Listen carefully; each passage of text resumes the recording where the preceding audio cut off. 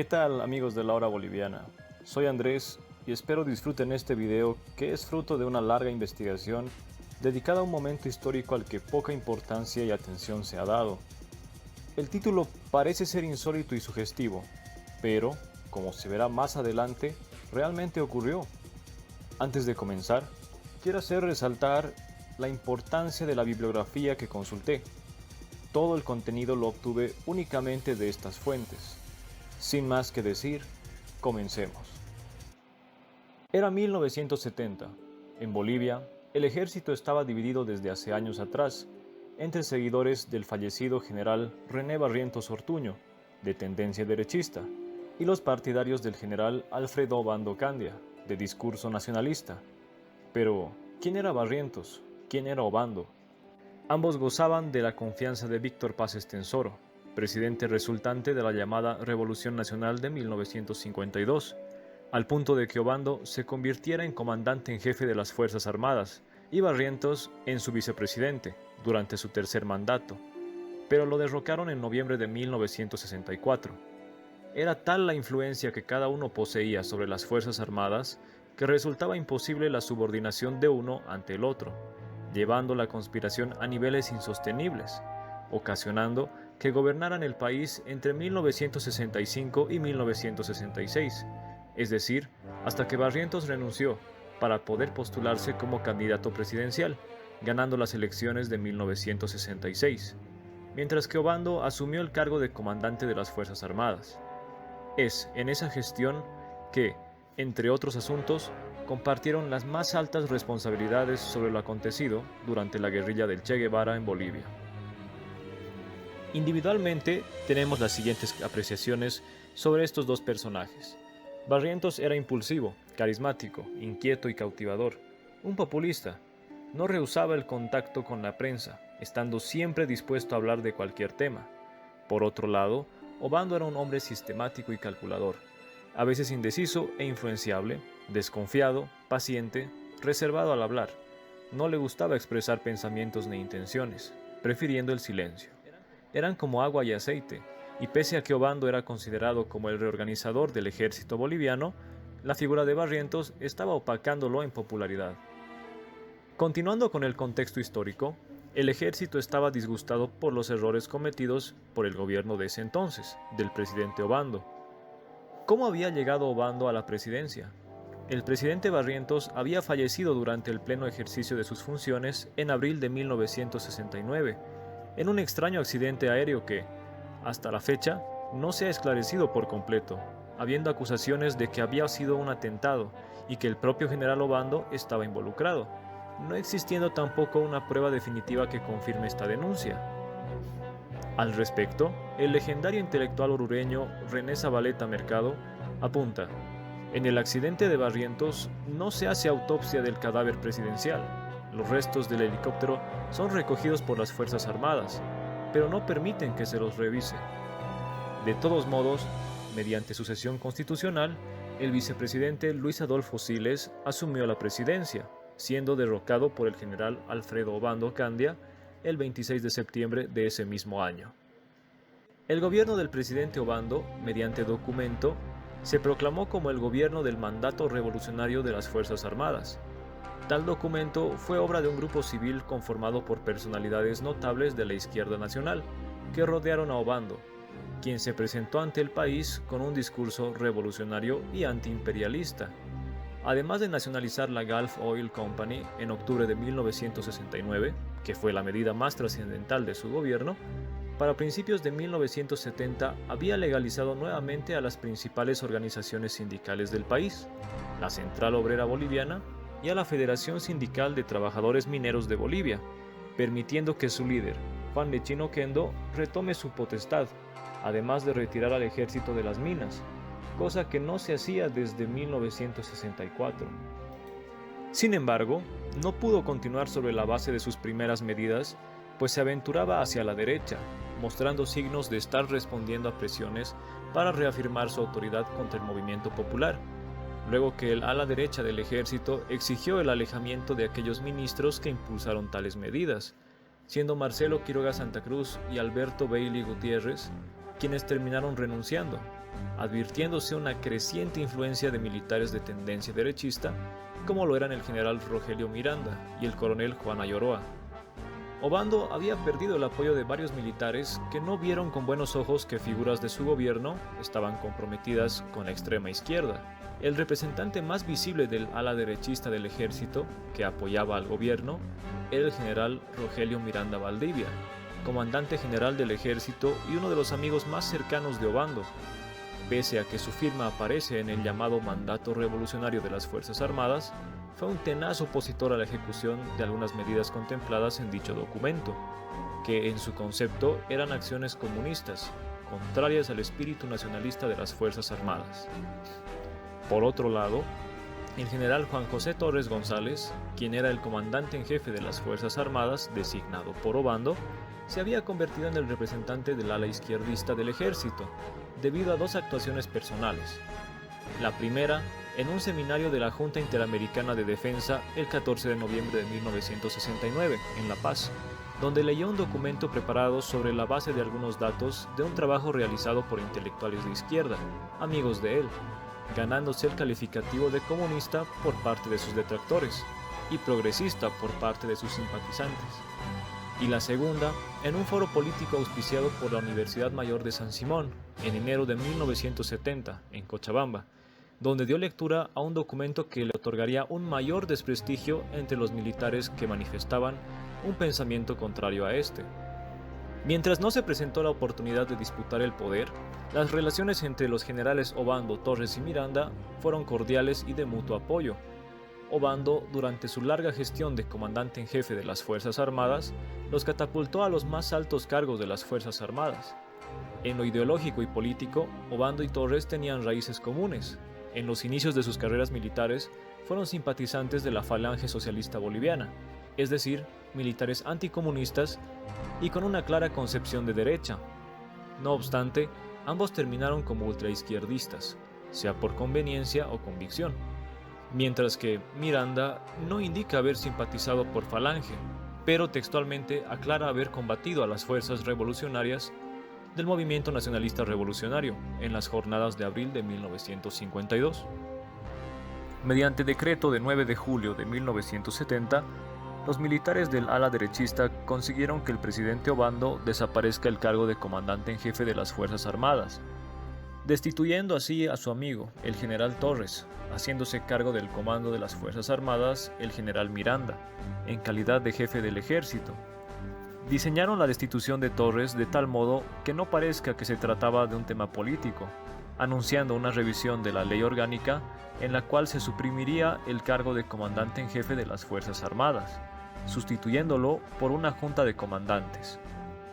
La maniobra provocó una enérgica declaración de Torres, que justificaba su actuación en el campo político, declarándose nacionalista por convicción y por conducta, reiterando la necesidad de organizar a los bolivianos en una sólida alianza civil-militar que proporcione una mejor cobertura al proceso y respalde la acción revolucionaria del gobierno. Semanas anteriores a su relevo, Torres, aparentemente sin conocimiento del presidente, había realizado una serie de conversaciones con líderes políticos de tendencias afines para conseguir la formación de un solo frente y defender la revolución. Este dato es clave, así que ténganlo muy en mente hasta el final. Un mes después, el 1 de agosto, a las 10:30 de la noche, según el general Miranda, Obando le llamó y le pidió que vaya a su casa para una reunión de emergencia, a la cual fue en compañía de su ayudante, el teniente coronel Raúl Tejerina, el coronel Hugo Banzer y Boris, hijo de Banzer. Miranda entró a la casa de Obando mientras el resto esperaba en el automóvil. Ya reunidos, Obando le informó sobre un posible golpe sin confirmación. Acto seguido, Miranda pidió permiso para que sus acompañantes ingresen. Es así que les hizo saber a los cuatro sobre una posible asonada dirigida por un general, de apellido Escobar, y que estarían complotando en Villa Fátima. Esperaron toda la noche y no se produjo nada, retirándose luego de ya haber amanecido. Miranda cree que Obando lo llamó para comprobar si estaba en su casa a esa hora y si estaba involucrado en el supuesto golpe.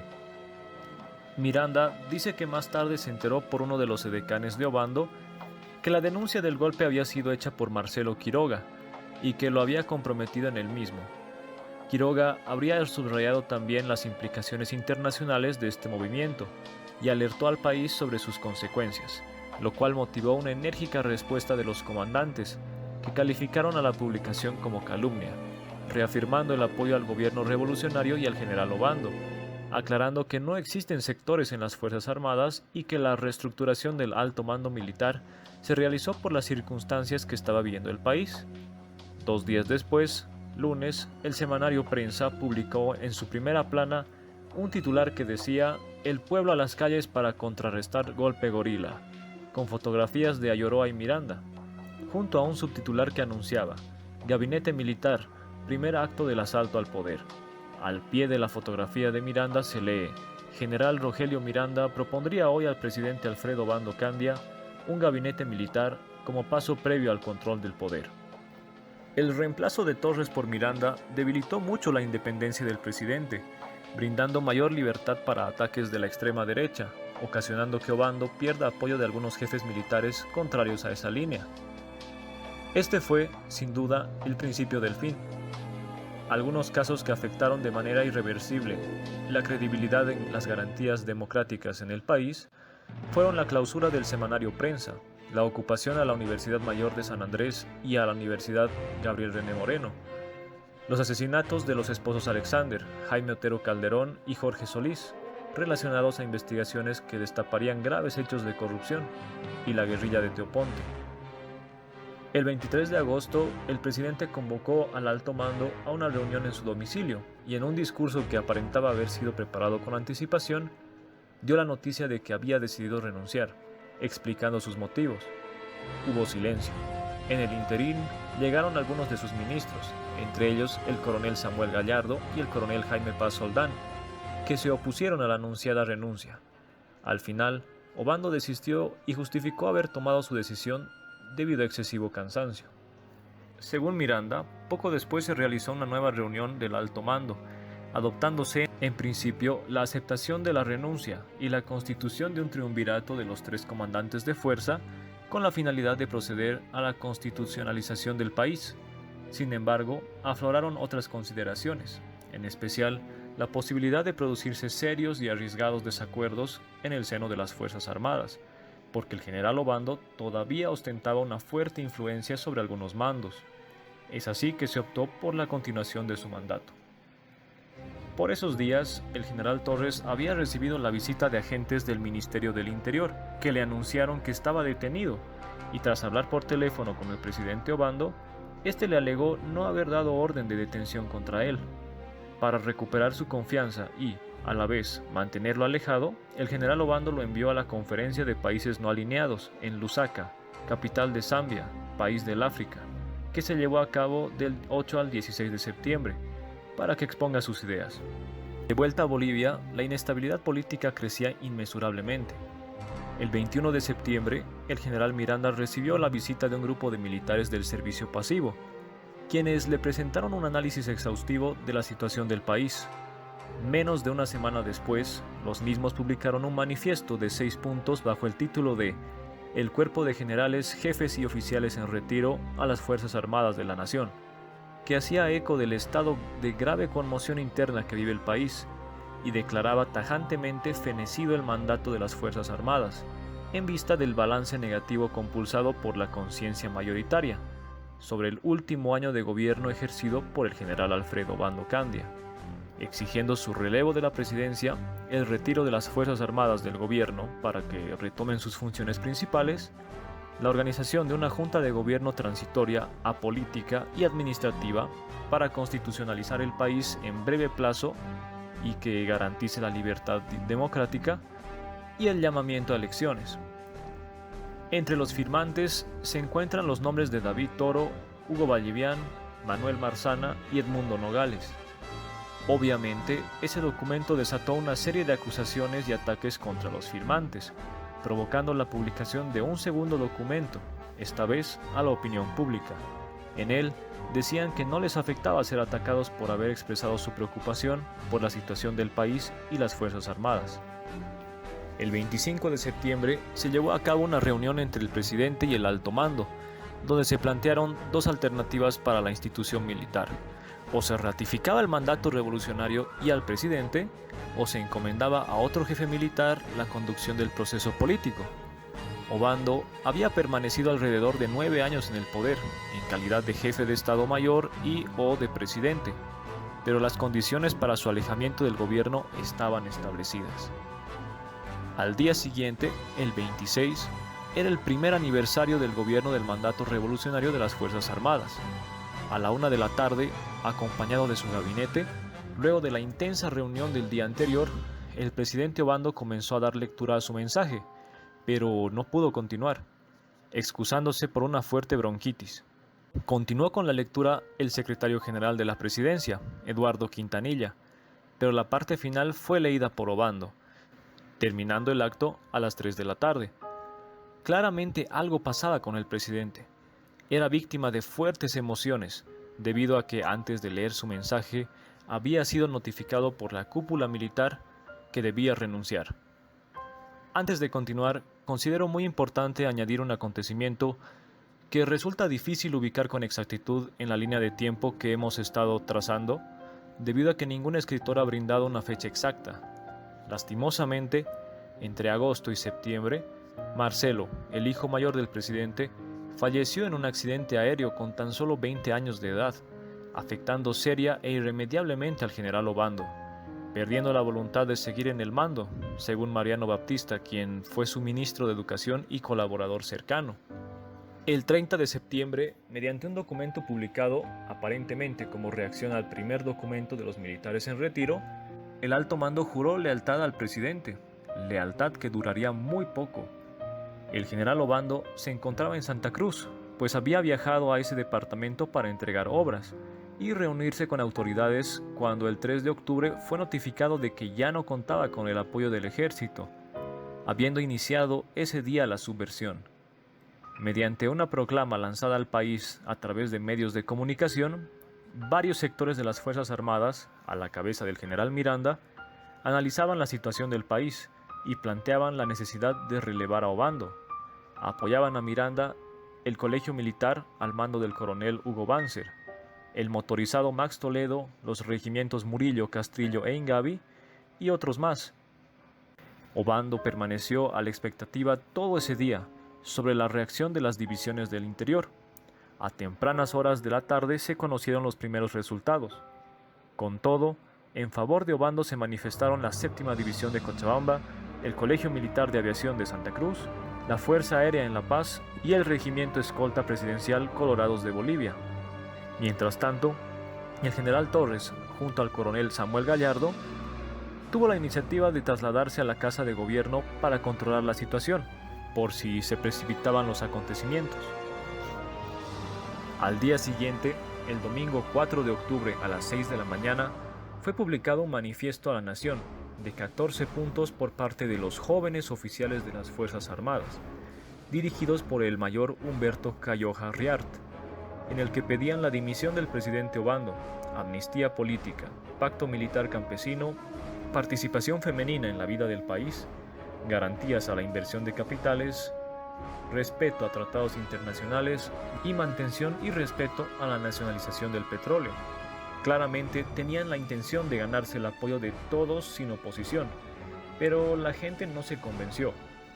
Este manifiesto fue inmediatamente respaldado por el propio comando del ejército, que lo hizo suyo, afirmando que la posición de la guarnición de La Paz era respaldada por las principales guarniciones del interior y que las Fuerzas Armadas esperaban la renuncia del presidente para normalizar la situación del país. Miranda justifica esta decisión como un acto de solidaridad con esos muchachos auténticamente nacionalistas y por haber estado de acuerdo con su contenido. Sabiendo que la Fuerza Aérea estaba de su lado y le aseguraba llegar a La Paz, el general Obando viajó de Santa Cruz esa tarde, bajo la protección del CITE o Centro de Instrucción de Tropas Especiales. Al llegar a Palacio, habría sido aclamado en la Plaza Murillo. Extrañamente, Radio Illimani no fue tomada. Era una de las principales de la ciudad de La Paz en ese entonces, y fue por ella que se transmitió, por ejemplo, que Obando regresaba de Santa Cruz, y otras situaciones desfavorables para los rebeldes, quienes, acantonados en el cuartel de Miraflores, emitían pocos comunicados sin provocar entusiasmo. anunciaban haber estado recibiendo adhesiones de sectores políticos, sociales y de trabajadores. También que diversos comandos los apoyaban, como la 8ª División de Santa Cruz, la 6ª de Riberalta, la 3ª de Villamontes, la Agrupación Táctica de Trinidad, la 2ª de Oruro y la 1ª de Viacha. A las 3 de la tarde, Miranda convocó a una conferencia de prensa. Aclaró que el propósito de este movimiento era constitucionalizar al país, para devolverle el pleno ejercicio de sus libertades ciudadanas y que el único objetivo de su pronunciamiento era interpretar los sentimientos del pueblo boliviano. Además que la oficialidad joven determinó rebelarse por el deterioro que ha asumido al país la incapacidad de la dirección del gobierno, que el movimiento cuenta con el total apoyo de las guarniciones del interior, que se organizaría una junta militar cuya formación se discutirá dentro de las Fuerzas Armadas, que llamarían a elecciones en un plazo máximo de 2 años y que esperaban que el general Obando comprenda la situación y dimita de la presidencia para evitar posibles enfrentamientos con trágicas consecuencias. Tanto Obando como Miranda empezaron a recibir más apoyo de diferentes unidades militares y grupos civiles. Aún así, los rebeldes se vieron debilitados por la falta de apoyo del regimiento Tarapacá y del GAC, o Grupo Aéreo de Caza, que se declararon neutrales o no hicieron ningún pronunciamiento, así como del 2º Batallón de los Colorados que, bajo el comando del mayor Rubén Sánchez, se opuso firmemente al golpe y ya estaba avanzando sobre el Palacio Quemado. Desde el balcón del palacio, el presidente Obando pronunció su último discurso y destituyó al comandante del ejército, general Rogelio Miranda, quien, en respuesta a su destitución, desconoció a Obando como presidente, iniciándose una guerra de comunicados, amenazas, ultimátums y plazos de rendición, hasta que finalmente ambos militares deciden reunirse en el local de la Nunciatura Apostólica, a la que ambos llegan con una fuerte escolta militar, haciéndose más notoria la profunda división en el cuerpo de oficiales, quienes estuvieron a poco de protagonizar un tiroteo abierto.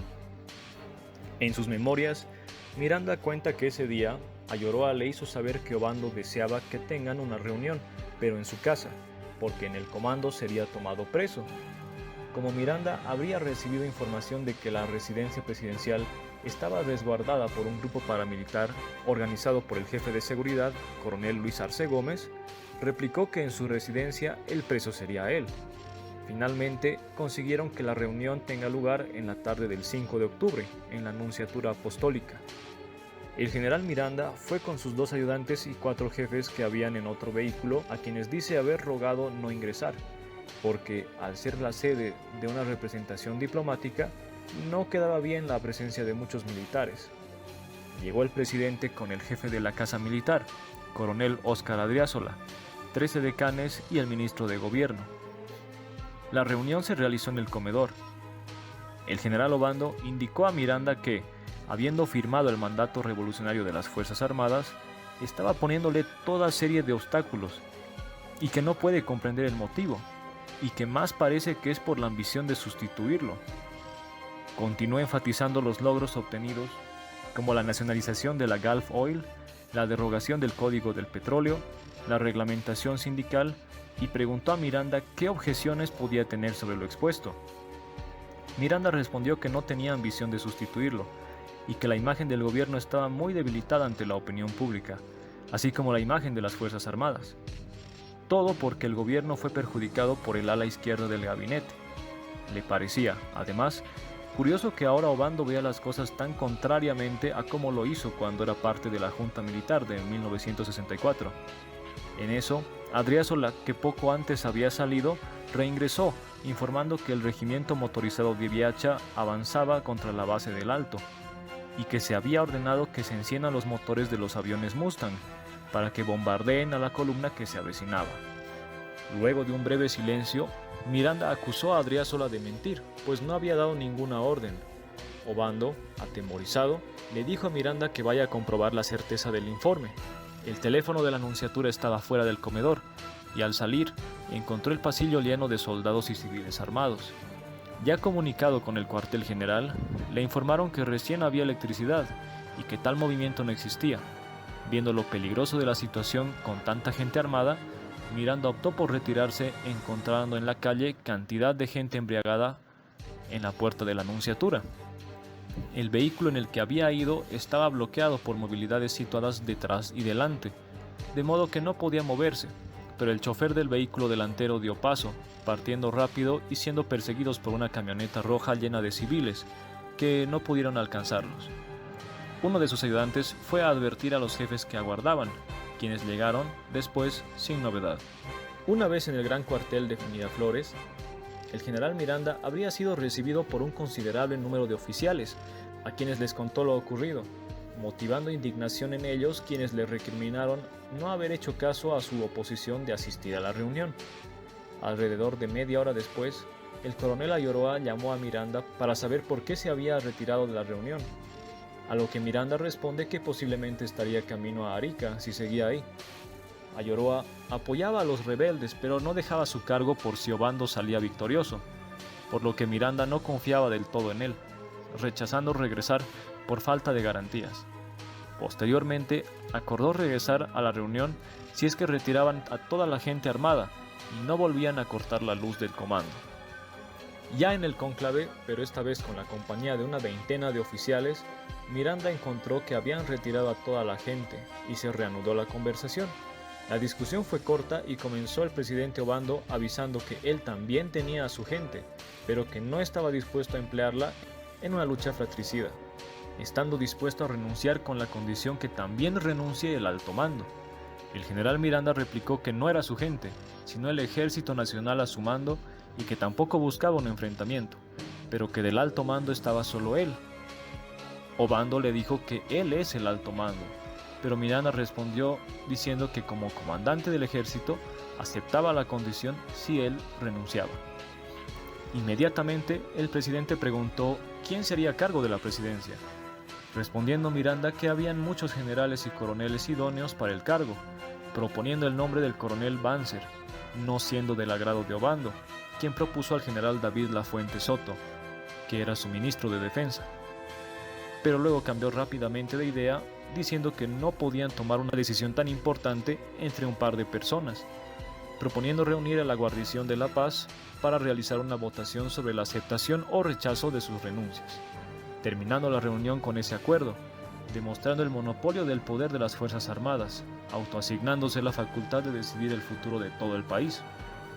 Obando encomendó la tarea de convocar al plebiscito a sus ministros más fieles, el del Interior y el de Industria y Comercio, es decir, los coroneles Juan Ayoroa y Edmundo Valencia Ibáñez, respectivamente. Miranda admite haberse equivocado al aceptar lo de la votación, pues la exigencia de renuncia era para Obando, pero que aceptó para evitar un enfrentamiento y que, además, cualquiera fuera el vencedor de un encuentro entre militares, la institución quedaría mortalmente herida y al más leve golpe de Lechín y los comunistas podría ser destruida. De retorno al comando y luego de informar todo lo acontecido a sus seguidores, Miranda aclara que hubo desagrado de la mayoría ante la propuesta de que Banzer sea presidente, pues lo veían como un desconocido que no tenía los méritos necesarios. Como el objetivo era conseguir la renuncia de Obando, pidió a los oficiales que votaran aceptando su dimisión, sin importar que incluyera la suya. Hasta aquí la narración del general Miranda, tomada de sus memorias. Llegado el momento, habiéndose reunido alrededor de 360 oficiales de la guarnición de La Paz, se llevó a cabo la votación en el gran cuartel de Miraflores, de la misma ciudad. El resultado fue de más de 300 votos a favor de la renuncia de ambos jefes militares a sus respectivos cargos. Obando prosigue con el abandono del gran cuartel junto a sus seguidores con rumbo al Palacio de Gobierno, resolviendo permanecer al frente del Ejecutivo y mantener la destitución de Miranda como comandante del ejército, desconociendo el resultado de la votación.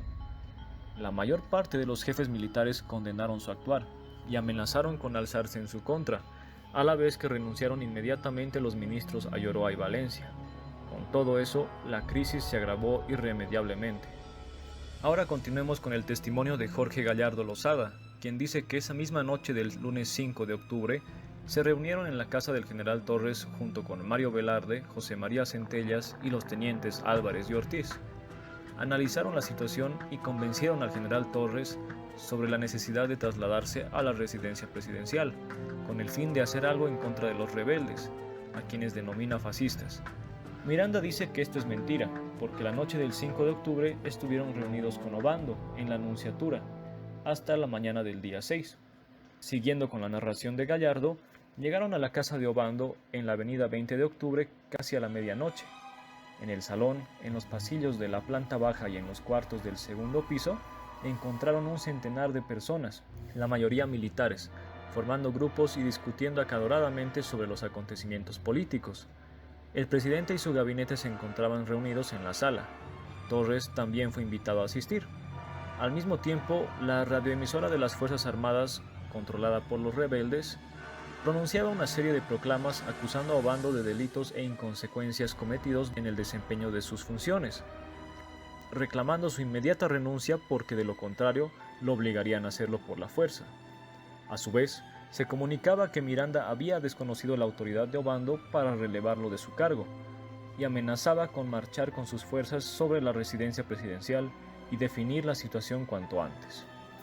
Gallardo describe al general Obando con la barba crecida, la cabeza inclinada hacia adelante y un extraño brillo en sus ojos, hundido en un amplio sillón, mientras miraba sin oír a sus interlocutores y apenas respondía con monosílabos. Estaba ausente, sumido en algo misterioso. Pensaba, con desánimo, en las graves consecuencias de un enfrentamiento armado. Ahora ya no podía jugar su carta habitual de empujar a los demás, quedándose él atrás. Si se trataba de combatir, el único que podía dar la voz de ataque era él y nadie más. Y aunque los jefes militares adictos le aseguraban su superioridad bélica, reflexionaba sobre la posibilidad de que el éxito acompañara a sus adversarios. Con las mismas armas que Obando había usado para deponer a Siles Salinas un año antes, querían defenestrarlo a él sus aliados de entonces, convertidos hoy en sus peores enemigos. El general Torres se encontró con Gallardo, comentándole que encontró a Obando tendido en la cama, cubierto con frazadas y vestido, que lo vio hablando con los ministros Baptista y Bonifaz, y que ahora platicaba en voz baja con el general Sartori. Torres estaba seguro de que Obando renunciaría. Llegadas las 6 de la madrugada, alguien gritó desde el umbral de la puerta: «Ha renunciado el presidente y se apresta a salir de la casa».